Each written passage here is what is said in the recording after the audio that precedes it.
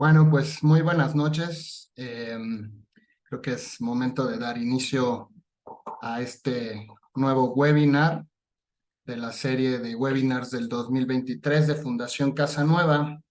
Le damos la bienvenida a todos los que están presentes y iremos dándole la bienvenida a los que vayan entrando en unos minutos. Eh, para los que ya nos conocen, bueno, pues somos Fundación Casa Nueva. Para todos los nuevos que están con nosotros y es la primera vez que están en estos webinars. Les quiero platicar que Fundación Casa Nueva es una institución para la atención de las adicciones, atención y prevención de las adicciones. Tenemos una atención residencial que está en Jalapa, Veracruz, y asimismo también ahí tenemos una atención ambulatoria, así como también en la Ciudad de México, en donde se brinda la atención tanto a las familias como a los pacientes o a los usuarios en diferentes áreas: psicoterapia, grupos familiares, prevención, pláticas psicoeducativas, en fin, ¿no? Y bueno, en este rubro, ¿no? Tocando los puntos que tienen que ver con la parte de la psicoeducación y con la prevención en las adicciones, es que nosotros estamos con esta parte de, por un lado, de los webinars y con otras actividades como son los encuentros familiares, diplomados, en fin, ¿no? Tratando de cubrir esta parte tan importante que es la educación y la prevención. Esta noche es un gran honor tener y contar con la presencia del doctor Jorge Sánchez Mejorada. Él es médico egresado de la UNAM, es especialista o hizo su especialidad en psiquiatría y tiene también especialidad en la atención de las adicciones y en psicoterapia con un enfoque humanista. Eh, Él actualmente trabaja en la Universidad Veracruzana, ahí es investigador y está trabajando da docencia en la maestría de prevención integral del consumo de drogas y actualmente es coordinador del Centro para el Desarrollo Humano Integral de los Universitarios. Él ha sido presidente de la de la Federación Mexicana de Comunidades Terapéuticas, así como también vicepresidente de la Federación Latinoamericana también de Comunidades Terapéuticas. Él es fundador de Fundación Casa Nueva, en donde fungió como director general durante muchos años, hasta hace algunos que dejó esa labor, pero sigue colaborando muy intensamente en la comunidad y brinda atención psiquiátrica también como interconsultante.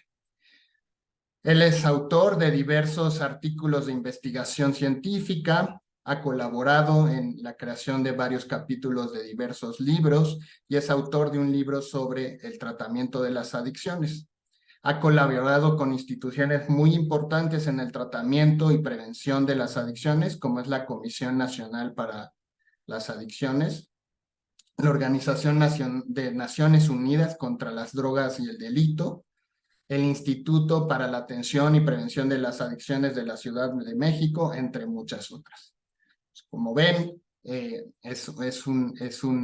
una persona muy importante y muy representativa de la atención de las adicciones a todos los niveles, tanto en el tratamiento como en la prevención, como en la educación, como en la investigación. Entonces es un honor tenerte hoy con nosotros. Además, orgullosamente es mi tío, así que es doble orgullo.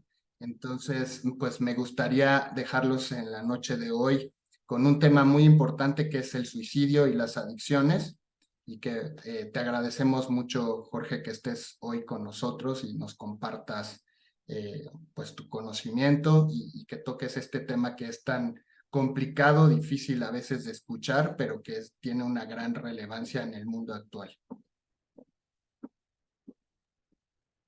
Muy bien, pues muchas gracias por la presentación tan gentil, tan amable.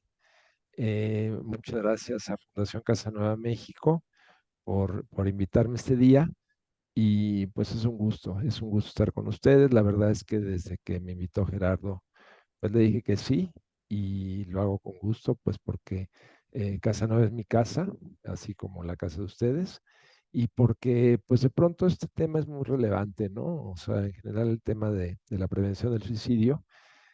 Em, yo quiero platicarles que el 10 de septiembre de cada año se conmemora el Día de la Prevención del Suicidio, justamente.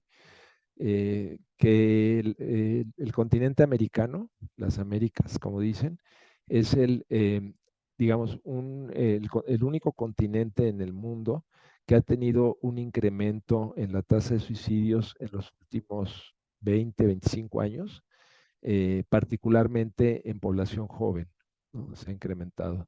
Y ha sido pues un aumento gradual y pensamos que este aumento se tuvo un mayor incremento justamente durante la pandemia, ¿sí?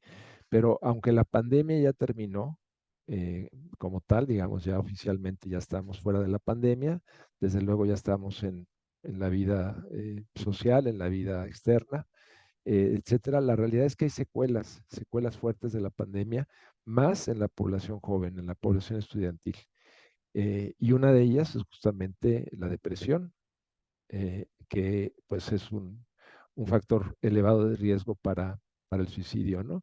Entonces es muy pertinente, pues todavía estamos en septiembre, digo, cualquier momento es bueno para hablar de esto, pero estamos dentro de lo que marca la Organización Mundial de la Salud, que es hablar del tema, ¿sí? Porque es fundamental y lo vamos a ver a lo largo de esta charla, de la que espero, bueno, un rato compartir con ustedes una presentación y posteriormente poder escuchar las preguntas que ustedes tengan a bien hacer, ¿no? Em, entonces, me voy a permitir compartir la presentación. Ya me dirán ustedes si la ven bien. Ahí está, ¿verdad?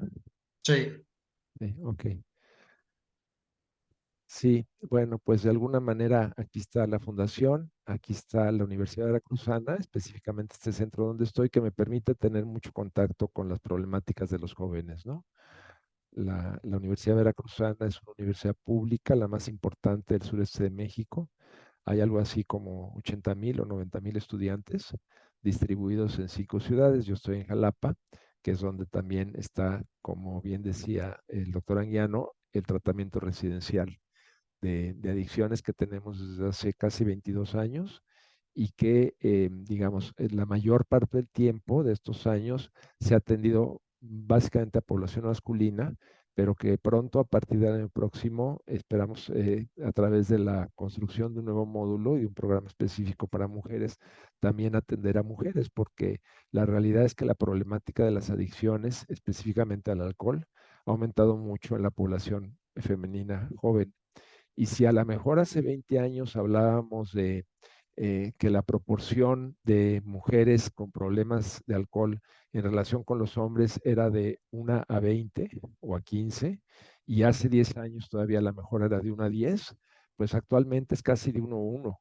Entonces prácticamente las mujeres jóvenes están teniendo mucho más problemas que, digamos, que las generaciones anteriores de mujeres y prácticamente tienen problemas a la par de los hombres, ¿no? Esto es parte de los cambios culturales que se van dando, que algunos son muy afortunados, pero este particularmente no lo es.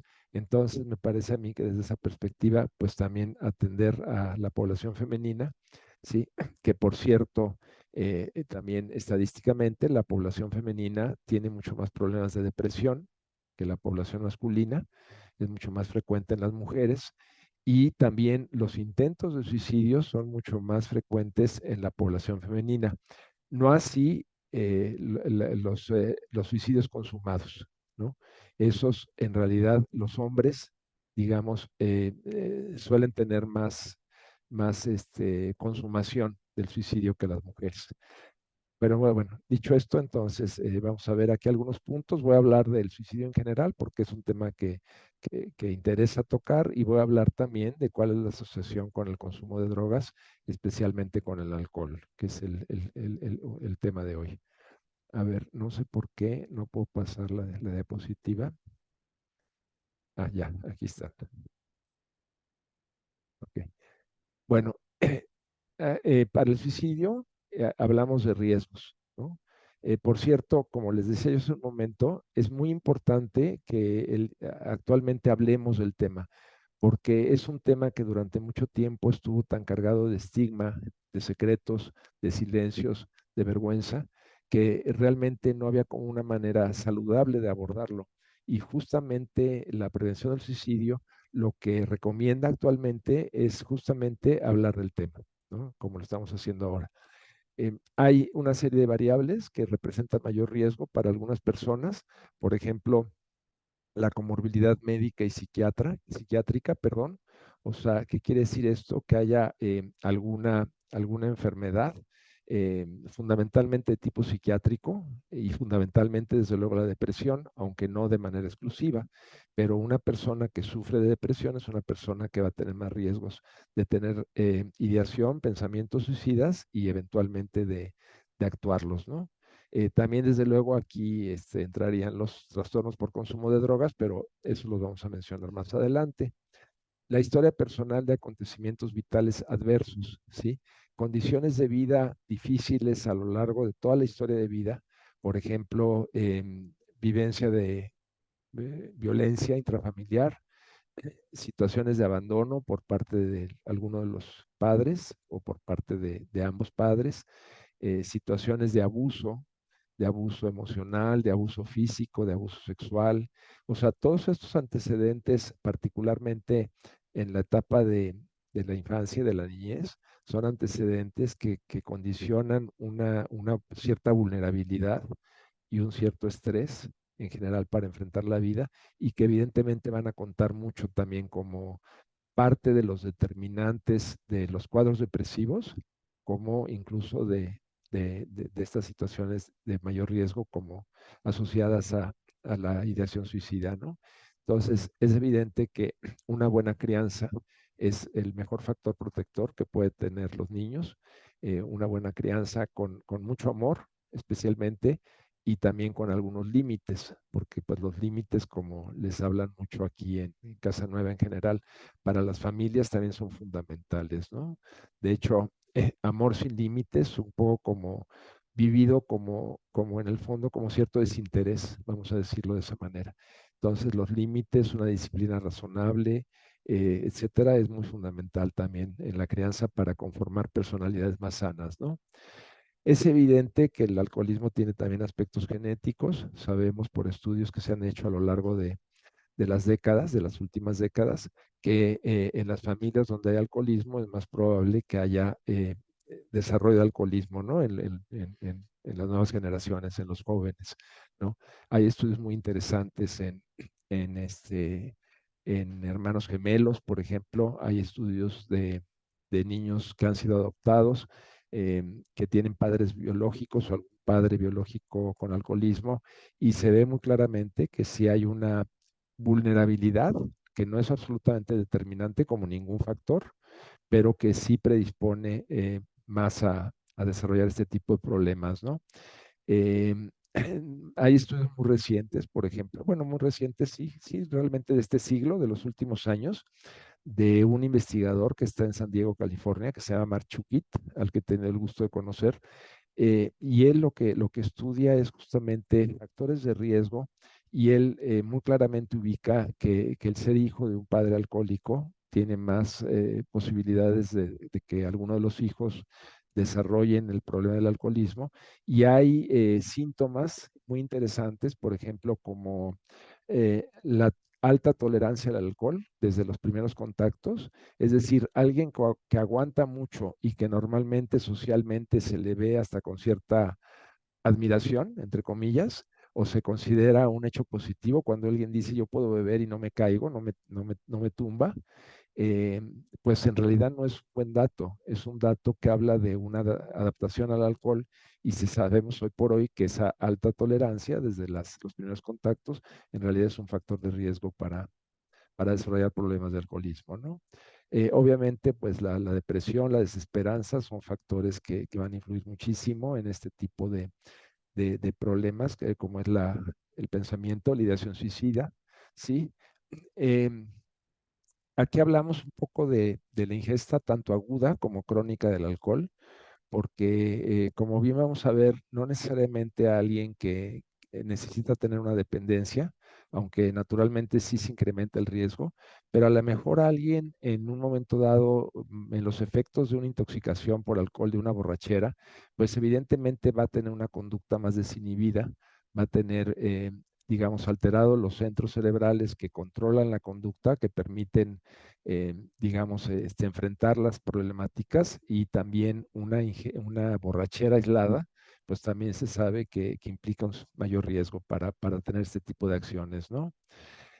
Cuando alguien tiene alguna problemática de salud mental, llámense adicciones u otras problemáticas, es muy importante que las personas se adhieran al tratamiento, es decir, que sean constantes en su tratamiento.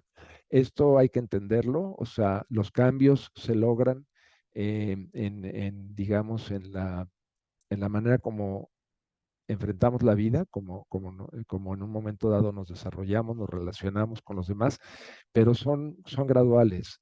No es posible que una sola sesión de terapia o que un fármaco utilizado por muy poco tiempo dé los buenos resultados. Entonces, es uno de los grandes retos que tenemos como tratantes, como psiquiatras, que las personas se apeguen a los tratamientos como están indicados, ¿no?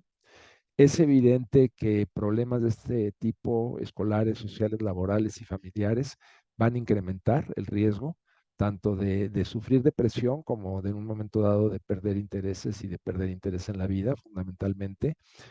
Les comento un poquito de lo que he visualizado más en estos años, que justamente es cómo se han creado círculos viciosos en los estudiantes que durante un año y medio o dos estuvieron confinados, muchos además en condiciones no muy buenas de conectividad y de, digamos, espacios como para poder tener un buen aprovechamiento y se fueron rezagando académicamente.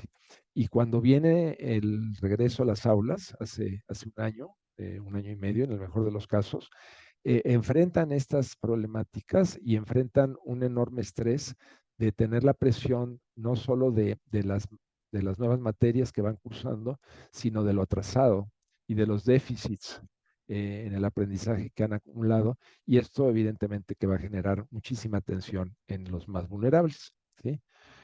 Evidentemente que la pérdida de redes de apoyo y el aislamiento social juega un papel muy importante también como un factor de riesgo. Hay que decirlo, pues jóvenes que de pronto no viven con sus familias por razones eh, escolares, porque se van a estudiar a otro lado, etcétera, pues todo esto claro que implica un reto, ¿no? Y en un momento dado el estar desconectado de estas redes de apoyo, pues es un factor de riesgo también, o tener una baja autoestima muy asociada a lo que decíamos anteriormente, que son estos acontecimientos vitales adversos, en donde el niño o el joven en desarrollo, el mensaje que va a recibir es de que no es valioso y por lo tanto, pues no desarrolla una buena autoestima, ¿no? Cuando está en estas condiciones de abuso, de maltrato, de abandono, de violencia, etcétera, ¿no? Entonces, estos son algunos de los factores de riesgo y un poco hablando digamos, de la vulnerabilidad de los adolescentes, a mí me gusta mucho mostrar estas láminas. Eh, Espérenme tantito, voy a empezar por esta. ¿Sí? De 20 años para acá podemos ver prácticamente fotografías del cerebro humano funcionando. ¿Qué quiero decir con esto? El cerebro humano opera a base de neurotransmisores que se activan y que van, digamos, dando señales de unas neuronas a otras. Las neuronas están interconectadas. Y antiguamente, hace algunas décadas, se pensaba que el niño al nacer ya tenía el cerebro totalmente desarrollado. Y gracias a estas imágenes sabemos que esto no es así, que en realidad el proceso de desarrollo cerebral que inicia desde la etapa de la gestación, desde el embarazo, pues va a ser, digamos, muy crítico durante los primeros 20 años de la vida, aproximadamente, ¿no? En realidad, esto de que los 18 años sea la mayoría de edad fue un invento en algún momento, pero en realidad si nos basáramos en desarrollo neurológico cerebral, tendríamos que pensar, como antiguamente era en mis tiempos de joven, que uno se hacía mayor de edad a los 21 años y esto tenía sentido. ¿Por qué? Porque a los 20, 21 años ya se puede decir que hay un mejor nivel de desarrollo cerebral. Ustedes ven aquí en esta lámina que las áreas verdes y rojas son zonas de inmadurez cerebral. Es decir, no están las neuronas totalmente desarrolladas ni totalmente interconectadas entre ellos. Y van ustedes viendo cómo a lo largo de los años estos verdes y estos rojos van disminuyendo de manera muy gradual, ¿sí? Y van incrementándose los azules. Los azules son áreas maduras del cerebro. Y ustedes ven aquí que ya hacia los 20 años, casi todo el cerebro, que no todo, justamente ya está en una etapa de maduración, ¿no? Y aquí nos apuntan a esta zona del cerebro, que justamente es la zona que más interés va a tener para nosotros, que es el área llamada prefrontal, que aquí en esta lámina, la ven ustedes del lado izquierdo, perdón, en un color como amarillo ocre, ¿no? Esta área prefrontal representa el grado evolutivo más importante del cerebro humano. Es un área que distingue, vamos a decir, a los seres humanos de otras especies animales, específicamente de, digamos, los animales más cercanos desde el punto de vista filogenético, que pueden ser los simios.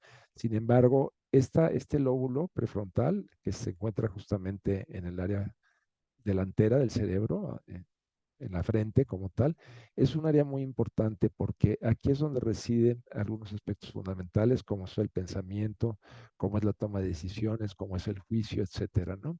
Y esta área prefrontal, esta área de la razón, vamos a llamarle de esta manera, va a estar siempre en conflicto con un área del cerebro profundo que tiene que ver con la gratificación y con el placer, ¿no? Yo creo que de alguna manera la vida humana es una, digamos, como un equilibrio entre las dos áreas, la de la placentera, la de gratificación, que es muy similar en los seres humanos que que en los animales en general, hasta los reptiles, se le llama cerebro reptiliano, ¿no? Es decir, porque se parece mucho en los seres humanos a este componente específico en los animales y que tiene que ver con placer y gratificación, ¿no? A diferencia de la corteza prefrontal que tiene que ver con decisiones razonadas, evaluadas, ¿no? Pensando un poco no solo en el momento, como en el día siguiente también, por ejemplo, o en las consecuencias de nuestros actos. Entonces, esto es bien interesante porque en la edad adolescente, que todavía no hay un desarrollo completo del lóbulo prefrontal, evidentemente que el sistema de la gratificación, el sistema de recompensa cerebral, también se llama así, pues muchas veces va a ganarle, vamos a ponerlo así, al lóbulo prefrontal. Y esto, en el caso del uso de alcohol o de drogas, es muy evidente. Por eso son tan sensibles los jóvenes al efecto placentero del alcohol y de las drogas, porque además no tienen todavía estos mecanismos de previsión, de planeación, digamos, de poder visualizar qué es lo que va a pasar mañana, no nada más lo que va a pasar en el efecto inmediato, digámoslo así, ¿no? Ok, entonces, ¿qué pasa con el suicidio y cuál es la relación con el alcohol? Pues se incrementa muchísimo tanto la ideación como la planificación, como el intento, que serían como las fases, ¿no? Alguien primero lo piensa, después lo empieza a planificar y finalmente, en algunos casos, lo llega a intentar. Esto, como decíamos, no necesariamente es exclusivo de personas que tienen la adicción al alcohol. Puede ser alguien que, en términos de asociación entre alcohol y intento de suicidio, que simplemente un día, bajo el efecto de una borrachera, tomó una mala decisión, ¿sí?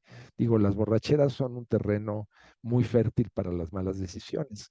Al no estar funcionando justamente la parte del cerebro que nos encuadra, que nos limita, que nos permite en un momento dado tomar mejores decisiones, pues evidentemente que muchísimas decisiones que se van a tomar son erráticas, son inadecuadas.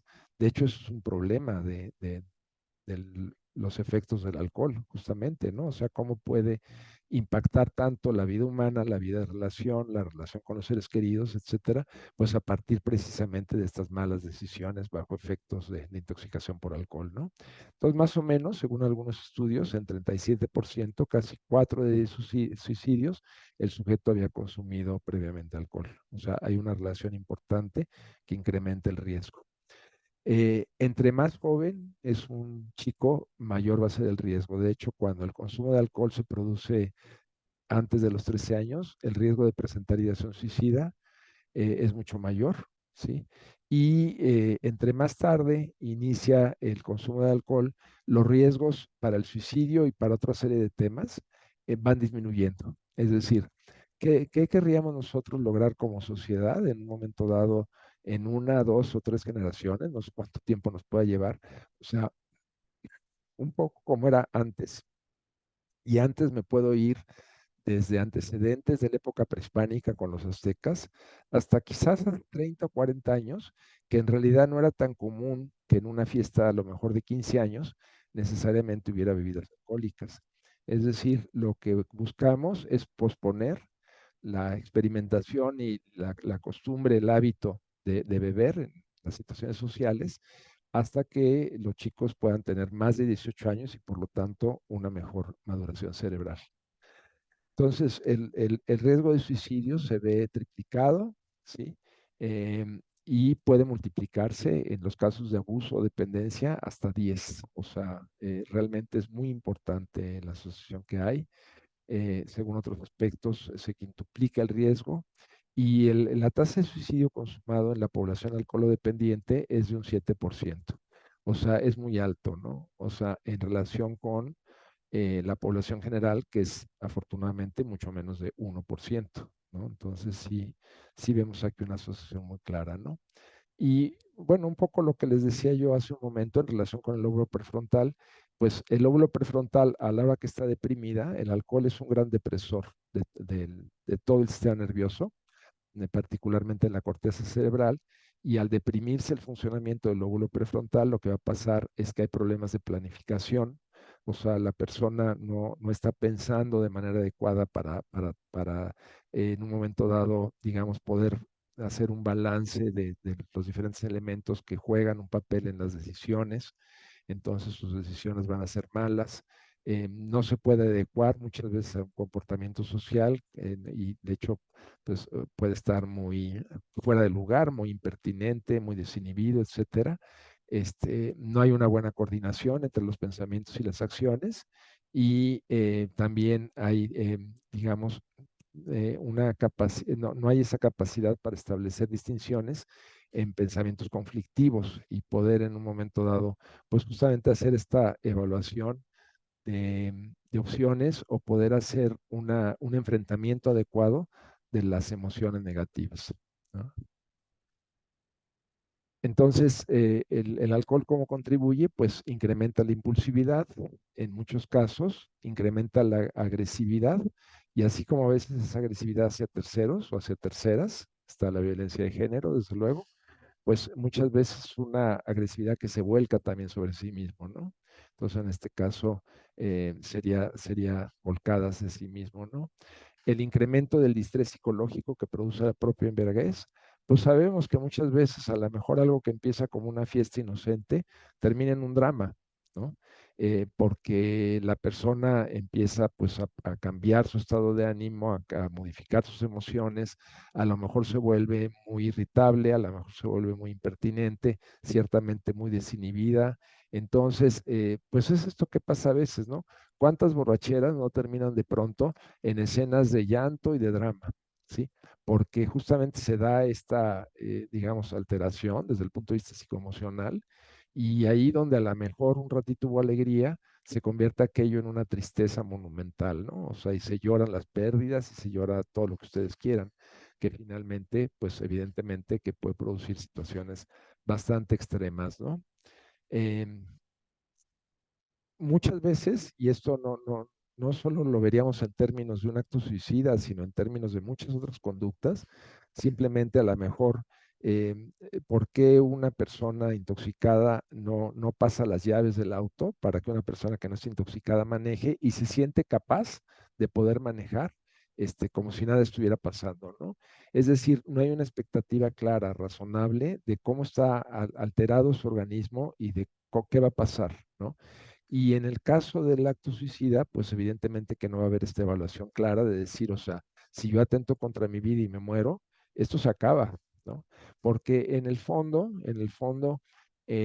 las personas cuando están, digamos, bajo este estado de alteración y de sufrimiento, lo que quieren es dejar de sufrir, sí, pero lo que no contemplan en algún lado es que la muerte es algo irreversible, ¿no? Entonces, esta parte no se ve con claridad, mucho menos bajo efectos del alcohol, ¿sí? Conductas de afrontamiento, como decía, conductas de afrontamiento es poder en un momento dado cuestionarnos nuestros propios pensamientos, poder poner en la balanza, poder incluso hablarlo con alguien. Por eso es tan importante que las personas cuando están en esta situación puedan hablarlo, puedan expresarlo con claridad, porque un pensamiento nada más rumiado adentro de nosotros es muy diferente a un pensamiento en un momento dado compartido, hablado, ¿sí? Y la función, digamos, que tiene la escucha en el interlocutor es fundamental. Muchas veces las personas lo que quieren es eso, ser escuchadas, ¿sí? Y eso ya produce un cierto alivio que puede ser muy importante, ¿no? El problema de estas cosas es cuando se mantiene la secrecía, ¿no? Porque un poco partiendo de ideas como nadie me va a comprender, van a decir que estoy loco, como son temas de mucho estigma, por eso se piensa de esta manera, ¿no? Bueno, también gracias a estas maravillosas fotografías del cerebro humano funcionando y que nos permiten ver como las concentraciones de los neurotransmisores, ¿sí? Por cierto, hay una autora, una mujer que yo le recomiendo mucho, que se llama Nora Volkow. Ella es la directora del Instituto Nacional de Abuso de Drogas de los Estados Unidos, por sus siglas en inglés NIDA o NAIDA, así se diría. Esta persona, Nora Volko, es una persona que nació en México, que se educó en México, que estudió medicina en la UNAM, que casualmente es bisnieta de un personaje muy importante en la historia del siglo XX, que desafortunadamente llegó a ser asesinado en México, en el barrio de Coyoacán, que se llama León Trotsky, ¿sí? Uno de los, digamos, de los actores de la Revolución Rusa, que después Stalin lo consideró su enemigo y se dedicó a perseguirlo, hasta logró que alguien lo asesinara en la Ciudad de México allá por los años 40, ¿no? Bueno, Nora es bisnieta de Trotsky. Por eso fue que esta familia que emigró de Rusia a México, pues ya lo que es el padre de Nora y ella, pues ya prácticamente son mexicanos, ¿no? Pero bueno, es una mujer muy brillante, de verdad, búsquenla en YouTube. Ella da conferencias muy interesantes sobre todo esto de los cambios cerebrales y es una gran científica que yo creo que ya lleva como unos 15 o 20 años a cargo de NAIDA, ¿no? Entonces, algunas imágenes aquí en tonos rojos, ven ustedes la concentración de ciertos neurotransmisores, específicamente de este neurotransmisor tan importante para el estado del ánimo, que es la serotonina. Y ustedes ven en la parte alta concentraciones bastante bajas de serotonina en una persona con alcoholismo, en una persona que tiene un problema de obesidad y por lo tanto muy probablemente de comer de manera compulsiva, o en una persona con cocaína que en su momento, pues el de cocaína prácticamente ya no tiene serotonina, por eso les vienen estas depresiones tan severas, ¿no? Y abajo, para contrastar, comparar un poco imágenes de cerebros normales, entiéndase, no adictos, en donde las concentraciones de serotonina, que ustedes las visualizan en rojo, son mucho más claras, mucho más evidentes, ¿no? Bueno, también hay estudios sobre la asociación entre suicidio y drogas, ¿sí? Hay un estudio muy importante, el OPS, que también establece esta correlación. Ha sido algo menos estudiado, pero sí hay ya también estudios que muestran esta correlación entre consumo de cocaína, de metanfetaminas, ni se diga del fentanilo, que tanto preocupa a los norteamericanos y también un poco a nosotros, porque esta droga realmente es muy peligrosa, produce muchas sobredosis y muertes por sobredosis o eventualmente muertes buscadas a través de de la dosis de este medicamento de tipo opioide, que es un gran depresor del sistema nervioso, ¿no? Entonces, sí, evidentemente que todas las sustancias psicoactivas, entiéndase todas las drogas, tienen una vinculación muy directa con la ideación, con la, eh, digamos, con la planeación y con el acto suicida como tal. En el caso de personas que tienen entonces problemas de consumo de alcohol y drogas, pues ¿qué tenemos que hacer? Tenemos que atender el problema del consumo. Es decir, en términos generales, nada de la vida puede arreglarse cuando una persona tiene una adicción activa y sigue consumiendo. O sea, no van a mejorar ni sus relaciones familiares, no van a mejorar sus estados emocionales, no va a mejorar sus situaciones económicas o laborales o escolares. Entonces, esto es fundamental y quienes hemos trabajado desde la perspectiva justamente del tratamiento y la rehabilitación de adicciones, tenemos muy claro que hay que empezar por ahí. Hay que empezar por ayudarle a alguien que no quiere tratamiento o que no está convencido del mismo para que llegue a tratamiento. Y sobre la base de una refuncionalización cerebral, a base de suspender el consumo, porque afortunadamente el cerebro es un órgano muy plástico y sí sabemos que esos cambios neurofuncionales van a ser reversibles a través del tiempo de abstinencia y del trabajo emocional, ¿no? Entonces, es muy importante. Entonces, bueno, desde el punto de vista preventivo, ¿qué tendríamos que hacer?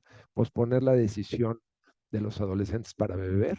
Esto, como yo les digo, puede llevar generaciones. Yo veo con preocupación que no se hace suficiente énfasis en eso, que no se tiene la suficiente claridad y tendría que ser desde mi punto de vista una política pública de primer orden y una parte de una normatividad familiar, de unas reglas familiares en donde realmente no sea bien visto el consumo de alcohol por los jóvenes, no bajo criterios punitivos o bajo criterios, digamos, de otra naturaleza, sino por un tema de salud fundamental. Entre más pronto detectemos casos problema y los podamos atender, evidentemente que los problemas pueden ser no tan graves. Y cuando finalmente alguien reúne criterios de adicción, pues hay que brindarle tratamiento y rehabilitación, tanto a nivel individual como familiar. En un momento dado, la atención a la familia es muy importante. Y pues así como hay cierto perfil de personas con adicción que pueden responder a un tratamiento ambulatorio, es decir, con un acompañamiento psicoterapéutico, el individuo, la familia, probablemente en algunos casos con uso de fármacos psiquiátricos para atender problemas colaterales como depresión justamente, por ejemplo. Hay casos que no van a responder al tratamiento ambulatorio y que van a requerir un tratamiento residencial. ¿Por qué? Porque sencillamente en la vida cotidiana no logran suspender el consumo, no logran tener una abstinencia sostenida que les permita, digamos, pensar bajo otra perspectiva, pensar con claridad, hacer una buena evaluación de su vida, entender su adicción como un fenómeno que no les va a permitir ni beber de manera controlada, ni usar otro tipo de drogas, porque ya neurológicamente ya hay lo que le llamamos neuroadaptación. Y ese fenómeno sí que es irreversible. Y esto explica por qué personas que han tenido problemas con el alcohol, que tienen un diagnóstico de alcoholismo, en un momento dado a lo mejor dejan de beber 10 o 20 años, pero cuando restablecen contacto con el alcohol, tienen recaídas que pueden ser desastrosas, ¿no? ¿Por qué? Porque el cerebro reconoce ese efecto y el cerebro ya perdió la capacidad para controlar tanto la cantidad digamos, como la conducta cuando se bebe, ¿no? Entonces, un tratamiento de rehabilitación, pues es un tratamiento evidentemente de largo plazo, ¿no?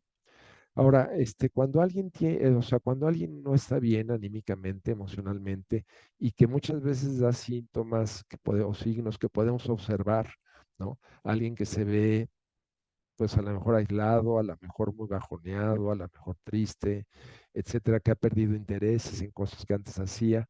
Siempre cabrá la pregunta si esa persona estará usando drogas, pero no necesariamente siempre va a ser así.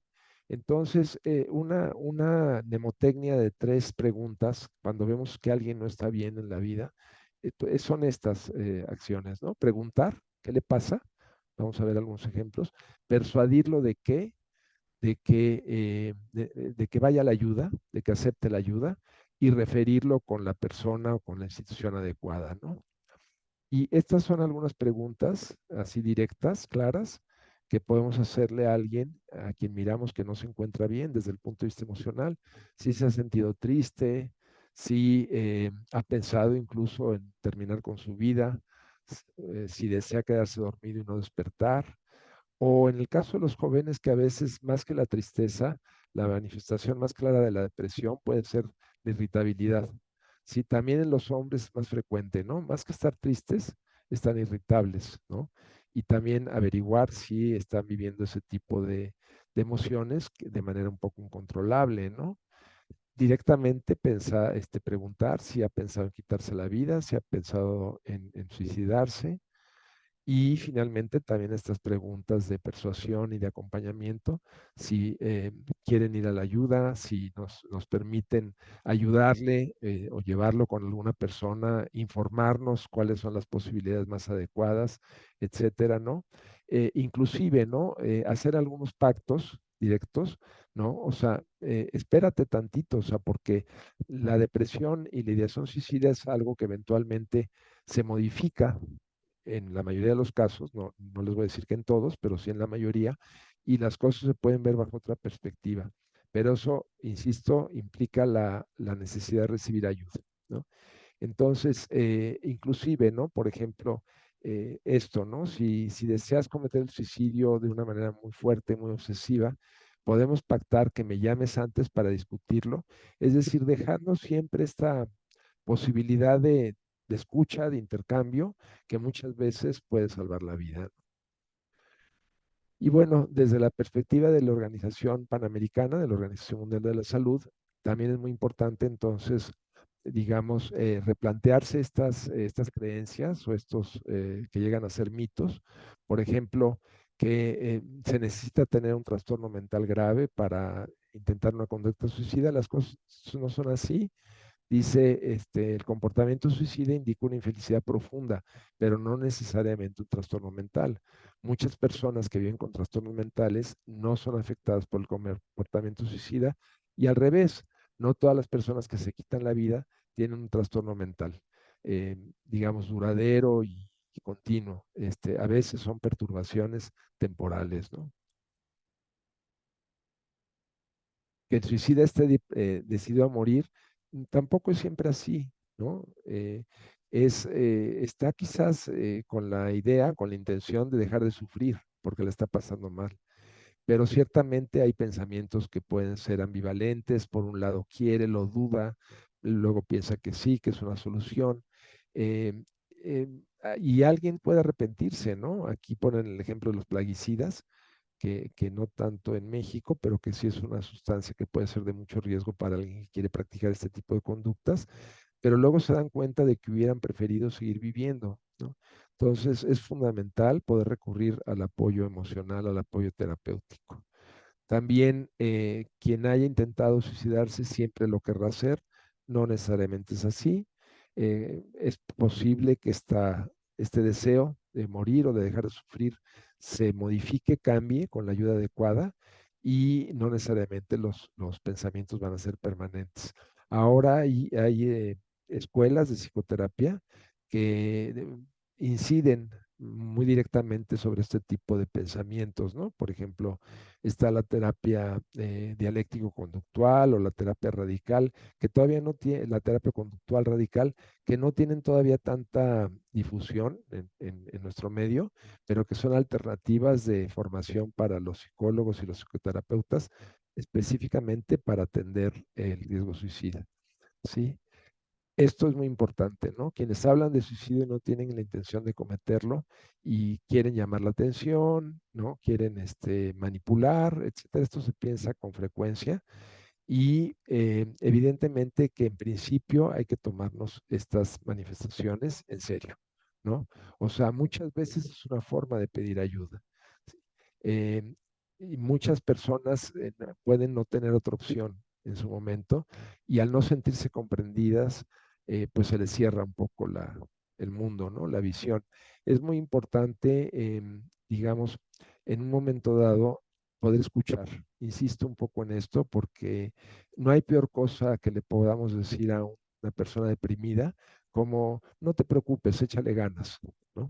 Esto es algo de lo más común, ¿no? Échale ganas, mira que estás muy joven, mira que estás no sé qué. En realidad, ese tipo de comentarios no son bien recibidos porque implican una falta de empatía. Entonces, ¿qué hay que hacer? Escuchar, escuchar y empatizar. Um, Dice, hablar del suicidio es una mala idea y puede interpretarse como estímulo. Yo creo que hasta hace poco tiempo así se pensaba, ¿eh? O sea, bajo esta perspectiva de mejor no decimos para no dar ideas, mejor no hablamos. En realidad, hoy se sabe que esto es un producto, como decía yo, del estigma. El suicidio siempre ha sido muy mal visto bueno, generalmente en la sociedad, ¿no? Inclusive, ¿no? Hay situaciones cuando una persona se suicidaba en una iglesia católica, pues prácticamente había que cerrar la iglesia y vivir una serie de rituales para purificarla nuevamente, ¿no?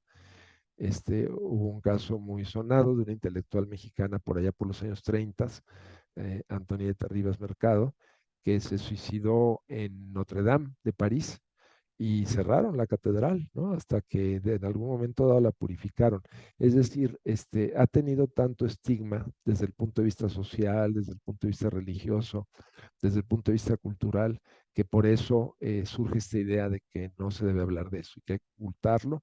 Y déjenme decirles que aunque no se hable de eso, cuando hay antecedentes de suicidio en una familia, eso puede permear a través de las generaciones, es decir, puede permear una serie de cuestiones de comunicación, de funcionalidad familiar, precisamente que se alteran a partir de guardar este tipo de secretos, ¿no? Bueno, entonces aquí también nos dice López, nos dice, tómate un minuto, cambia una vida. A menudo cuando alguien sufre, más que consejo, lo que busca es a alguien que lo escuche.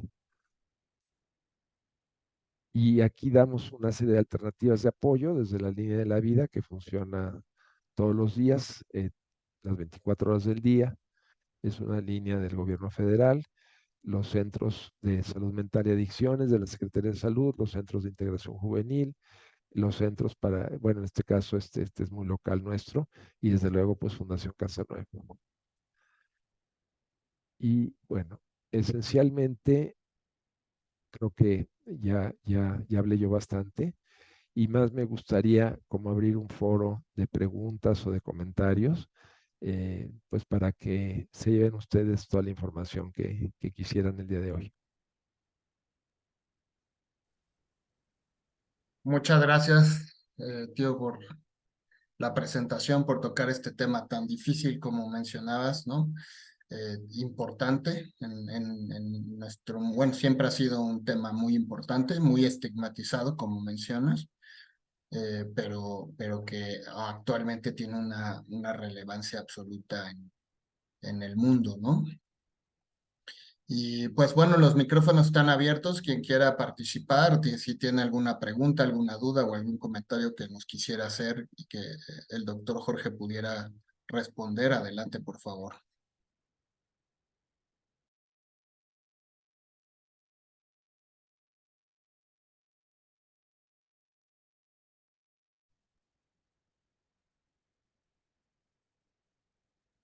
Yo creo que si alguien se anima, después se van a animar otros.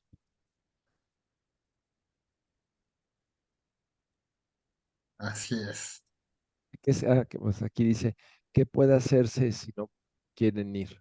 Sino que, En- Aquí hay una pregunta en el chat, ¿no? Ujú. así es. ¿Qué, Este, qué puede hacerse si alguien no quiere ir, supongo que a buscar atención y ayuda? bueno, yo creo que esencialmente pues digamos, hay que insistir en esa necesidad y hay que buscar ayuda para sí mismo, porque a veces pensamos que solamente por decir algo, los adictos necesitan ayuda o necesitan hacer cambios en su vida, o en este caso las personas deprimidas, y la realidad es que la gente que está alrededor también muchas veces requiere de un espacio en donde pueda justamente trabajar sus temas, que pueda ayudarse y eso seguramente va a impactar. espacios un poco más saludables donde la gente se siente invitada a crecer y a cambiar. Y entiendo que esto es un proceso porque no es sencillo, ¿no? Evidentemente que durante mucho tiempo en nuestro país, sobre todo en sectores socioeconómicos bajos, a lo que se ha recurrido es a internar a la gente en contra de su voluntad en los llamados anexos. Hay anexos en todos lados, en todo México.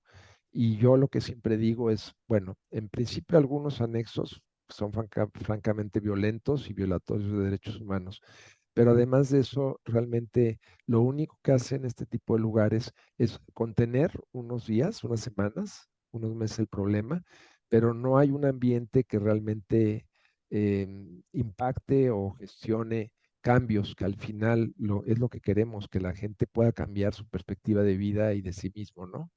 Entonces, evidentemente que no es buena idea tampoco internar a la gente a fuerzas. Sí, mira, aquí están poniendo cosas muy interesantes, ¿no? La liga de Naida. Eh, Aquí hay otra pregunta, la estoy viendo. Dice, ¿la quieres hacer tú? Sí, un familiar de un adicto puede tener pensamientos suicidas. Claro, claro que un familiar de un adicto o un familiar que no tiene adicción en su casa también, o evidentemente, o sea, sí, tener una adicción en alguna persona cercana y querida, pues también es un factor de riesgo para la depresión, para la ansiedad y evidentemente que puede ocurrir esto. Y eso también es una necesidad de ayuda para sí mismo, ¿no? O sea, muy importante. O sea, en realidad es algo digamos, relativamente frecuente, no es una cosa tampoco, pues que sea del otro mundo. Y en un momento dado, pues cuando surge, hay que atenderla. Esa es la realidad. Así es. Y un poco en línea con esto, un comentario, una pregunta que hace Ivette, que si la familia puede acudir mientras la persona que tiene alguna problemática se decide atender su problema o no, ¿no? Y creo que finalmente eso es algo fundamental, ¿no? Es una parte de ayudar a la persona también tener una atención, la familia también va a ayudar a atender a la persona que tuviera alguna problemática, ya sea en el sentido del consumo de sustancias o incluso como psiquiatras lo sabemos bien, ayuda mucho, o la red de apoyo, digámoslo así, ayuda mucho en los trastornos mentales, depresión, ansiedad, en fin, ¿no? Aquí hay otra pregunta muy psiquiátrica. Eh, Dice, hola, ¿quién tiene más riesgo de un acto suicida? ¿Los pacientes duales, el que sufre depresión mayor o el que tiene un trastorno bipolar?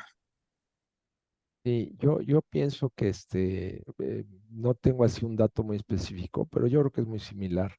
Es decir, en el caso del trastorno bipolar, la ideación suicida se va a dar mayoritariamente en las fases depresivas, justamente, ¿no? Entonces, alguien con trastorno bipolar o alguien que nada más tenga depresión mayor puede estar tan deprimido y tan poco deseoso de vivir, uno como el otro, ¿no? Entonces, lo que sí creo es que, hablando de comorbilidad, cuando se juntan estos trastornos, trastorno bipolar o depresión mayor con adicción activa, ahí sí se incrementa el riesgo, sensiblemente, ¿no? Y es algo pues que hay que atender como tal. Se tienen que atender las dos condiciones de manera paralela. No es una primero y otra después, las dos al mismo tiempo. Ahí juega un papel también importante el diagnóstico, ¿no? Poder en un momento dado diagnosticar, porque luego hay mucha gente que tiene este tipo de problemáticas, digamos, justamente depresiones o incluso trastornos bipolares, y que pasan varios años sin diagnóstico, ¿no? Y eso, pues, evidentemente que va a agravar las problemáticas, ¿no? Sí. Así es, así es. Hay, Bien, aquí hay otra pregunta de Cristina que te manda muchas felicitaciones por la presentación y pregunta si hay una relación del trauma complejo con el intento de suicidio.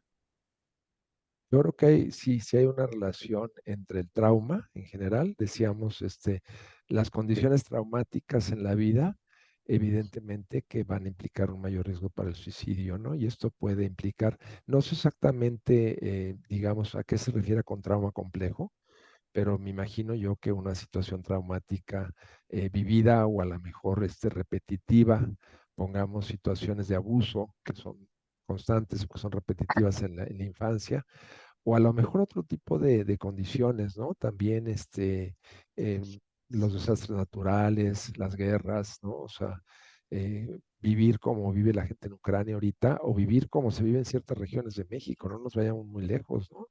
O sea, evidentemente que todo esto pues crea situaciones traumáticas y claro que se incrementa el riesgo. Así es. Aquí Ivette también nos comenta, un neurólogo puede ayudar también al Chupa. adicto por Ay, la parte por del favor, daño pechuga de cerebral. pavo. Sí. Y ¿Cuánto eh, qué? yo creo que, ¿Cuarto? a ver, es que está prendido un micrófono, si lo pueden apagar, por ¿Cuarto? favor. ¿Un cuarto? Sí. Yo creo que un neurólogo también puede ayudar, incluso a lo mejor un médico familiar o un médico Amado, general ¿verdad? que esté bien formado, pero evidentemente digamos, quien tiene toda la formación para atender este tipo de trastornos es fundamentalmente el psiquiatra, ¿no? No dudo que los neurólogos conozcan algo del tema, igual como los psiquiatras podemos conocer algo de los temas neurológicos, pero no sé, yo en un momento dado le recomendaría a alguien que tiene pues epilepsia o que tiene algún otro tipo de problemática neurológica, pues que vaya al neurólogo y viceversa, ¿no? Lo que pasa es que también hay estigma, o sea, ir al psiquiatra no es muy bien visto porque es de locos, ¿no? Y ya son palabras que tenemos que ir descartando en nuestro vocabulario para quitar el estigma, ¿no? Entonces, primero, o sea, en todo el lenguaje de derechos humanos actualmente, primero tenemos que hablar de personas.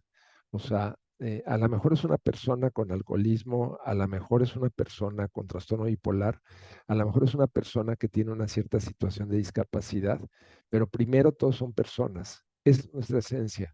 Y ya el agregado es algo más, ¿no? Entonces, hoy usamos mucho ese lenguaje, ¿no? Ya no es muy bien visto en la jerga, digamos, de salud mental, etcétera. Por ejemplo, hablar del adicto, ¿no? Que sí se usa en forma práctica porque pues describe ciertas cosas, pero es mucho mejor decir la persona adicta, porque aparte de ser adicto, antes es persona. Y porque tienen estigma esas palabras, adicto, drogadicto, alcohólico, malamente, pero pues sí también explicablemente, porque a lo largo del tiempo también ha sido población pues maltratada, segregada, marginalizada, no atendida, etcétera, ¿no? Así es, así es. Sí, yo también aportaría ahí, creo que la frase que dice zapatero a tu zapato, creo que eso tiene mucha relevancia en esta parte de la neurología, la psiquiatría, la psicoterapia, ¿no? Hay que tener esa capacidad de poder decir, esta no es mi área de expertise, te voy a mandar con quien sí sabe y ahorrar tiempos, ¿no? Momentos que a veces por estos estigmas o por querer abarcar cosas que no sabemos tanto, perdemos tiempo muy valioso para la persona que busca la ayuda, ¿no? Aquí hay otro comentario, por ejemplo, ¿qué hacer con un alcohólico que dejó que, bueno, se encuentra en abstinencia por ya más de 20, 30 años, pero que vive lo que se le llama como un alcoholismo seco y que tiene mucha depresión y está cansado de vivir? Pues yo creo que ahí esa persona también necesita atención, ¿no? Atención psiquiátrica, atención psicoterapéutica, ¿no? Requiere ayuda. Y en tanto esa persona decide o no decide recibir la ayuda, yo si estuviera junto a él o a ella, yo me atendería, ¿me explico? Un poco para poder, digamos, deslindar lo que depende de mí, de lo que no depende, para poder establecer límites más saludables y para buscar alternativas en la vida que me permitan vivir mejor, ¿no? Entonces, claro que es un sujeto de intervención, claro que habría que recomendarle opciones, pero en tanto las decide o no las decide, yo si estuviera junto a esa persona, yo me atendería. Así es. Muy bien. Ya no han habido nuevos comentarios o preguntas. Yo tengo unos comentarios que me gustaría hacer y ver si tú tienes algo más que agregar a ellos. Esta parte que hablaste, que me gustó mucho de la parte cerebral, del desarrollo cerebral, creo que es muy relevante en esta parte del suicidio porque hay muchos estudios actualmente que se han hecho en cuanto al suicidio y desarrollo cerebral, ¿no? Y que ven como una causalidad de este desarrollo afectado en el tiempo con, por ejemplo, la toma de decisiones, el control de impulsos, sobre todo en esta área que nos platicabas, el área frontal de nuestro cerebro que se encarga precisamente de esas cosas. Al no tener un buen desarrollo y que tiene que ver también mucho con el consumo de sustancias a temprana edad, ¿no? Donde interrumpen en cierta forma el desarrollo normal de nuestro cerebro y que tienen que ver en edad adulta con esta situación de a veces de mala toma de decisiones o toma de decisiones de manera impulsiva, en una falta o falla en la resolución o en la planeación de resolución de problemas, ¿no? Entonces, eso creo que es una parte muy importante y que está mucho actualmente en investigación. Y otra cosa que creo que es muy relevante y que hablaste mucho del consumo de alcohol y el riesgo que hay con el suicidio. Y efectivamente, digamos, sabemos que el problema del consumo de alcohol sigue siendo como la sustancia más consumida en el mundo y la que sigue generando más problemas a nivel mundial. Pero bueno, también ya con este mundo actual tan globalizado, tan comunicado, pues también hablabas del fentanilo, del consumo de estimulantes como la cocaína o las metanfetaminas, en fin.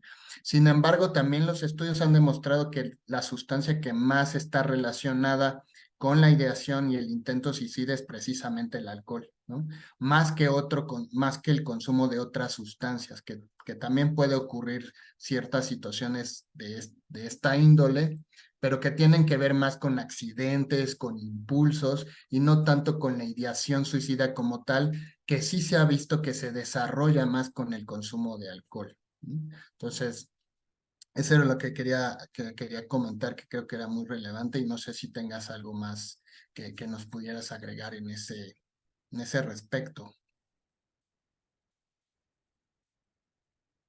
Sí, bueno, yo creo que hemos venido entendiendo en las últimas décadas el funcionamiento del cerebro humano. Realmente el desarrollo de las neurociencias, como se les llama, ha sido espectacular en los últimos 40, 50 años, quizás. Y evidentemente que todavía hay muchas cosas que no comprendemos totalmente, ¿no? Y que habrá más cosas, así como están bastante claros establecidos los mecanismos digamos, neuroquímicos o neurológicos de la depresión, pues iremos entendiendo otros que ya, como tú dices, hay investigación en temas, por ejemplo, como la impulsividad, como la toma de decisiones, pero que yo creo que eso todo tiene que ver con lo que le llamamos frontalidad o prefrontalidad, o sea, son problemáticas del lóbulo frontal o del lóbulo prefrontal. Desde el punto de vista neurológico, eso sería, ¿no? Algo está pasando con ese lóbulo prefrontal, a lo mejor es inmadurez, a lo mejor, digo, incluso puede ser algún otro tipo de problema neurológico en algunos casos que sí va a requerir estudios más a fondo, ¿no? Existen estas técnicas ahora, aparte de los electroencefalogramas, que serían, digamos, de rutina en estos casos, pues quizás las tomografías, quizás las resonancias magnéticas, pues para ver qué tipo de alteraciones se puedan detectar en el cerebro, ¿no? Entonces, yo creo que digamos, este desarrollo científico ha sido fundamental para entender muchas cosas, pero todavía tendremos que entender mucho más. Sí, eso como que tendría que ver con la primera parte de tu comentario y la segunda parte de tu comentario, pensé algo al respecto, pero recuérdame qué era. En relación a que efectivamente el alcohol, que platicabas mucho del Ah, alcoholismo y la relación con el suicidio, efectivamente el alcohol es de las sustancias que más se han vinculado con la ideación y el intento suicida. Claro, claro que sí, porque el alcohol lo que hace esencialmente es deprimir el funcionamiento del lóbulo prefrontal, abatir el funcionamiento del lóbulo prefrontal. Y eso evidentemente que va a influir mucho en la toma de decisiones y en este tipo de acciones. Entonces es explicable, digamos, que el alcohol tiene una característica que impacta todas las áreas del cerebro, se difunde en todo el cerebro, ¿no? Y así como de pronto una persona que está intoxicada puede tener problemas de equilibrio y andar trastabillando el paso, o puede tener problemas de coordinación motriz, o puede tener ciertos problemas emocionales asociados, pues evidentemente que va a tener un problema de desinhibición y de errores en la toma de decisiones, y eso tiene que ver con el lóbulo prefrontal. Al deprimirlo, deprime todo. En casos extremos, así con macrodosis, y hay gente que se suicida de esa manera, ¿eh? O sea, tomando cantidades excesivas de alcohol que su organismo no logra metabolizar y que al final acaba deprimiendo el funcionamiento del bulbo raquídeo, que es esta parte de acá, que nos hace en un momento dado respirar y que lata el corazón, ¿no? Entonces, muy importante entender que el alcohol deprime todo el funcionamiento. A veces se piensa que el alcohol es un estimulante, no es un estimulante, es un depresor. Lo que ocurre es que desinhibe la conducta, sobre todo en las primeras fases, y entonces parecería que alguien, como está desinhibido, parecería que está muy estimulado, pero en realidad está ya deprimiendo su lóbulo prefrontal. Así es, muchas gracias. Mira, aquí hay dos comentarios que me gustaría unirlos y que creo que tienen mucha relevancia. Y lo mencionaste durante tu presentación. En esta parte de tomar como la ideación suicida o los intentos a veces suicidas como una forma de manipulación, una forma de chantaje, o aquellos que, por ejemplo, hablan continuamente, me voy a suicidar, me quiero morir, no tengo ganas, y pasan años con ese tipo de comentarios y las personas que están alrededor a veces sienten que, pues que nada más es decir por decir, que no va a pasar nada porque nunca lo ha hecho y siempre lo dice, pero no lo hace, ¿no? Entonces, no sé qué comentarios podrías tener al respecto. Sí, pues quizás yo le diría a una persona en esta condición, es decir, bueno, a ver, primero que nada, ¿no? Es diferente que una persona exprese ciertas cosas si está, digamos, sobrio, a si está intoxicado. Eso es un elemento que también de pronto hay que tomar en cuenta. Pero decíamos, nunca hay que tomárselo a la ligera. Pero yo también en algún momento, pues digo, después de escuchar a la persona y después de ser empático y después de ofrecerle la ayuda, yo tendría a entender y yo le diría que yo no tengo tampoco la capacidad para ayudarle, aunque lo quiero mucho, aunque lo amo, ¿no? Y que necesitaría realmente buscar la ayuda profesional, ¿no? La ayuda profesional, porque creo que hay una pregunta por ahí que se relaciona un poco con esto. Yo creo que fundamentalmente, pues la especialidad de psiquiatría es la especialidad médica que lidia con estas cosas, pero no quiero decir solamente la parte psicofarmacológica, aunque a veces es muy importante los fármacos, pero también la parte psicoterapéutica, ¿no? Y hoy sabemos que hay, digamos, corrientes de psicoterapia que son más efectivas para ciertas cosas, por ejemplo, la terapia cognitivo-conductual para la depresión o para la ansiedad. Hablaba yo de la terapia dialéctico-conductual, es decir, van siendo modalidades psicoterapéuticas un poco más específicas, ¿no? Para atender ciertas cosas. Entonces yo creo que es en paralelo y también, desde luego, la terapia familiar, yo creo que puede jugar un papel fundamental en todo esto, ¿no? Entonces, sí, el abordaje de los problemas de adicción y de salud mental, yo creo que son, digamos, trabajos en equipo, interdisciplinarios, y que en la medida en que se aborden desde varias perspectivas, haciendo un trabajo de equipo, las posibilidades de tener un buen resultado van a ser mejores. Así es. Sí. Ya entrando a la recta final de nuestro webinar del día de hoy, ¿qué comentario tendrías acerca de los trastornos de personalidad y su relación con el suicidio? Y que aquí en uno de los comentarios hablan de, por ejemplo, de la personalidad borderline. Bueno, yo creo que también hay un riesgo incrementado cuando en un momento dado se combinan situaciones como la personalidad límite, ¿no? O algún otro tipo de trastorno de personalidad, pero es muy característico con la población que tiene este diagnóstico. Las personas con trastorno de personalidad límite suelen ser personas que viven mucho en el extremo, ¿no? Que están en un momento dado muy, pueden estar muy alegres o pueden estar muy deprimidas, que tienen formas muy particulares de ligarse desde el punto de vista emocional, de vincularse con otros, muy inestables en muchos sentidos, ¿no? Y que, bueno, pues evidentemente que sufren porque todo lo viven tan intensamente que tienen este tipo de problemática. Entonces, cuando se combina trastorno límite con depresión y con consumo de alcohol o de sustancias psicoactivas, es como una mezcla terrible, ¿no? Y yo creo que hay que atender las diferentes condiciones. Y es una persona que digamos que tendría incluso más contraindicado el beber, aunque no tenga realmente criterios de alcoholismo, pero si tiene episodios de abuso de alcohol, habría que tratar de evitarlos. Yo creo que también hay una asociación entre trastorno límite, intoxicación por alcohol y suicidio o intento suicida. Sí, así es.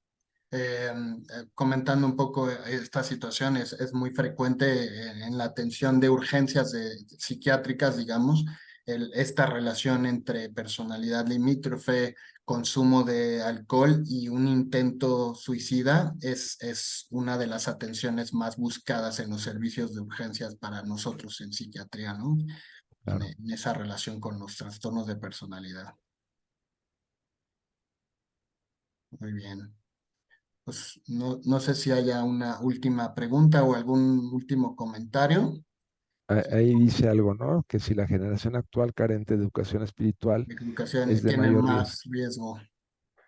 Eh, sí, yo creo que, digamos, la espiritualidad juega un papel importante en general en la vida.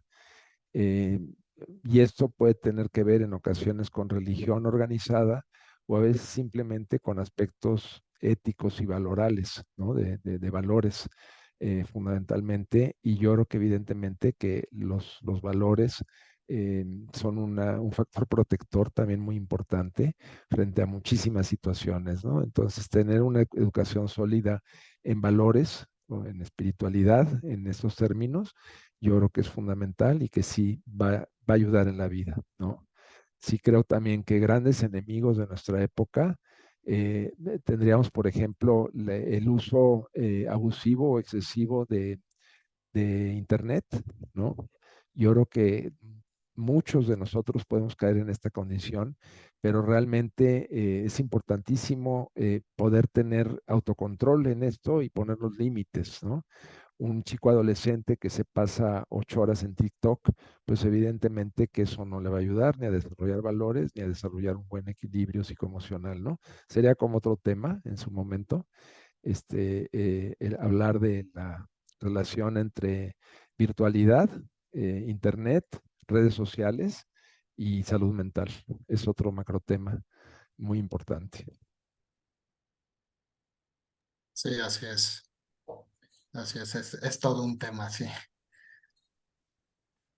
Sí, Bien. sí que entra un poco dentro de estas generaciones, En estas ¿no? generaciones actuales, exactamente, sí.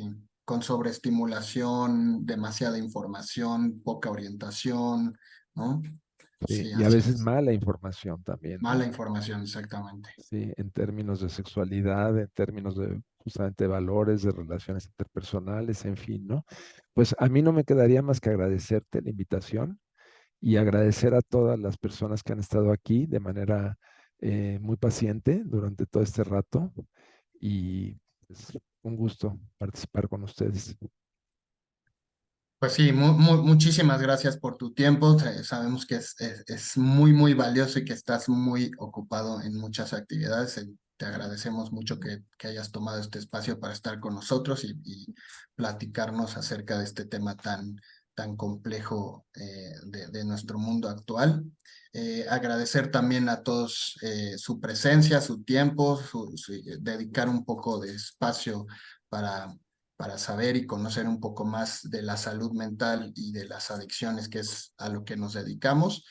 Extendemos la invitación para el próximo webinar a finales de octubre. También estaremos mandando la invitación para que nos acompañen nuevamente y que también lo puedan difundir con sus seres queridos, conocidos, amigos, para que cada vez tengamos más participación y seamos más los que estamos bien informados en la salud mental. Si no hay más, pues agradezco mucho su presencia y a nombre de Fundación Casa Nueva les damos las gracias, les deseamos buena noche y estamos en contacto y a la orden. Por ahí en el chat, Socorro, la coordinadora de clínica en el Centro Comunitario de Ciudad de México, subió el enlace y la página de Fundación Casanova también para los que estén interesados en más información, en los datos de contacto y demás. Y sin más, pues muy buenas noches a todos y les agradezco nuevamente su atención y a ti, Jorge, por tu tiempo y tu espacio y conocimiento. Gracias. Un saludo a todos y hasta Chile, que llegué, y eso sí es una maravilla la tecnología. Podemos conectar de esta manera, y ver caras conocidas, escuchar voces familiares. Yo creo que es maravilloso. En Uruapan también. También en Uruapan, Michoacán. Sí. Sí, por supuesto. Veracruz, todo. Es una maravilla, exactamente. Sí, sí. Ok. Muchas gracias y buenas noches.